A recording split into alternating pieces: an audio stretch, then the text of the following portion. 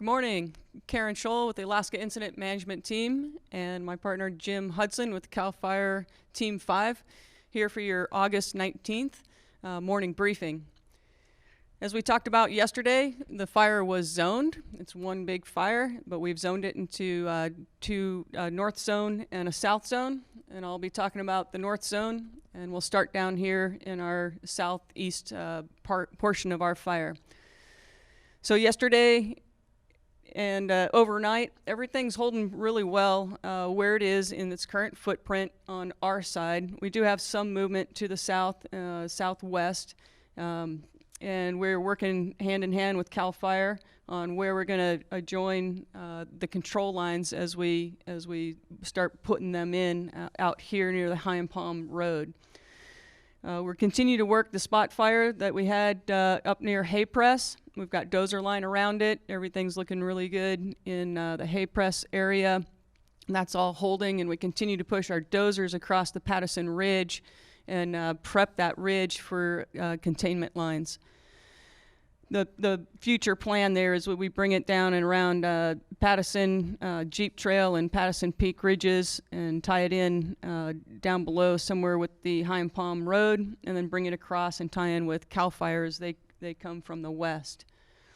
So all that's looking good. Minimal fire activity and fire behavior in that area. Everything along the power corridor held real nicely, no issues there. We did have a north wind, but it didn't seem to actually surface on the south end of the fire here for us. So everything was holding real nice. We've got crews patrolling and mopping up, and everything along the power corridor is looking very good. Over in the Chaparral Mountain area and around the N60 road and the Underwood Road, our firing operations have been completed, and structures in that area have been protected. As fire still moves in and still is closing up in that area, we've got some concerns, and so we're more or less monitoring that and ensuring that anything that spots out, that we go ahead and get a hold of that. Didn't have any control issues there yesterday, but it is still kind of a potentially dynamic situation down there. Crews did monitor all the way around the corner up into the Burnt Ranch area. Everything's looking good. Through the canyon, Del Loma Big Bar, probably seen some crews in there starting to remove hose around a lot of the structures that were prepped and saved. And so we're feeling really good about a lot of this, and that same type of activity will be happening today with pulling of some hose in certain areas, Big Bar, Del Loma, and the other little communities in through the canyon. Up in the Burnt Ranch area and parts north, the fire continues to back down off Ironside. It's holding still on the east side of the Trinity and south of the New River, and that's all looking very good. We had crews up in the Big Creek Road, and the fire's held up on that old scar and a road up in there. We did get some slops over that road, and so we've got crews in there picking that up, and so that should kind of keep that northerly progression to a minimum. We also have crews walking dozers in along the Big Creek Road to push the old dozer line, reopen it down to the New River in an attempt to keep forward progression from the north, and then also box it in along the New River.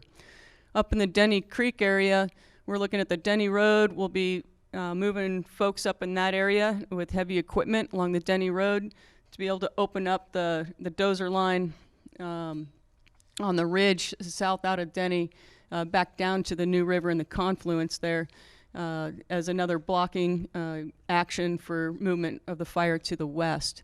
So you'll see fire equipment and personnel moving through Denny and down.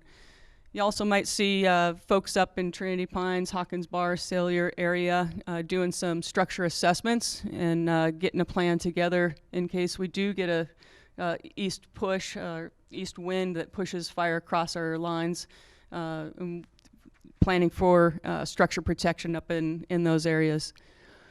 Across the top of the fire, we did not have very much fire progression or fire growth. I mean, it's still all open. This is running up into the wilderness, so we did have some movement of the fire, but not a whole lot. And then over in the North Fork, of the Trinity area. We did have a spot that we had identified yesterday across the North Fork of the Trinity. That's about 15 acres. And then there's another spot found across the river just north of there. We're trying to get crews in there, folks walking in. It's really rugged country, as you know, but those spots didn't really grow yesterday. They were kind of hanging out where they were at. We're looking at the nice ridge above Helena to, potentially pre-treat with retardant when we can fly, and then if we need to, if this fire wants to push a little bit, we'll be ping-ponging it or putting aerial ignitions along that ridge to back it down back to the main fire in order to take the energy out of it and hopefully reduce the amount of potential spotting over across the North Fork and then potentially in between the North Fork and Canyon Creek. So that's the plan there. Crews continue to prep along the East Fork Road and then up into the Hobo Gulch area, and just prepping along that entire area in case we do get fire impingement. Crews also are continuing to patrol and help with the mop-up and monitoring of the fire along the 299 to the east. So that's the overall view of what happened on the north zone of the fire, and I'll turn it over to Jim. Well, good morning. Jim Hudson, Operations Chief, CAL FIRE Incident Management Team 5. For the South Zone, just for some reference, this is the second day of having a zone fire going from basically just to the northwest of Junction City at Highway 299 at Cooper Flat down to Hay Fork, just to the west of Himapalm Road. So our priorities continue to be protecting the communities of Junction City, Weaverville, Douglas City, and Hay Fork, and all associated residents and private properties within that area. As we work around the map, I'll talk about some of the actions we're taking and some of the progression that we saw yesterday and our plans for today. In Junction City, we saw milder fire conditions that we had seen in previous days, and the fire lines are holding very well. Just to the southwest of Junction City, we're continuing to improve those lines there, widen and improve, and then begin to extinguish any heat into the perimeter from there.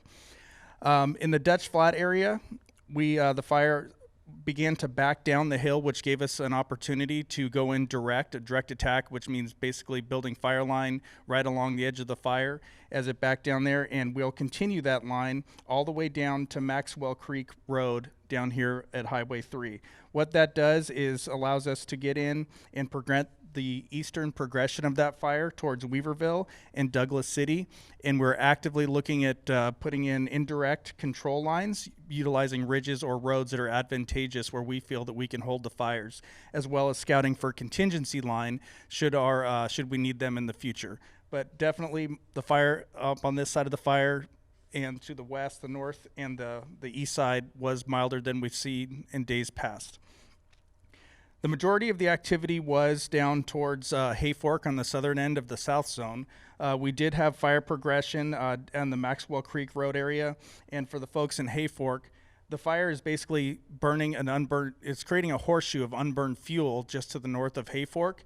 But as it transitions in there and the fuels in the terrain become flatter, we have a better advantage, and using that to build direct line where the fuels where we can move quicker and across the bottom and go direct where possible. Where we can't build direct control line, we are continuing to go indirect with places that we can get ahead of the fire, utilize a ridge, and that's advantageous for our crews.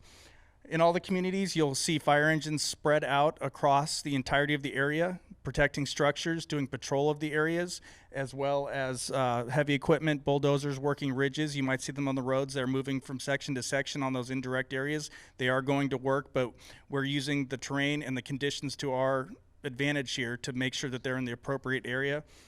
And we understand down in the Hay Fork area, it isn't under evacuation order. At this current time, the east side and west side, the fire, like I said, has created that horseshoe of unburned fuel in there, but we are going direct on that. And with the evacuation order, we are moving as quick as possible. We do have engines spread across Hay Fork to protect your property.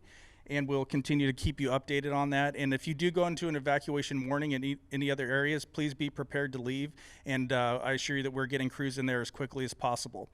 Aircraft utilization has been a challenge due to the smoke conditions on this fire. Just because we might see clear air in some of these communities doesn't necessarily mean they can get off the ground in the valley. Northern California is under a blanket of smoke right now at a lot of our helibases and airports that we utilize, but we will place them in the area of priority and where they can do the greatest amount of work in regards to aviation safety once they can get off the ground. Thank you.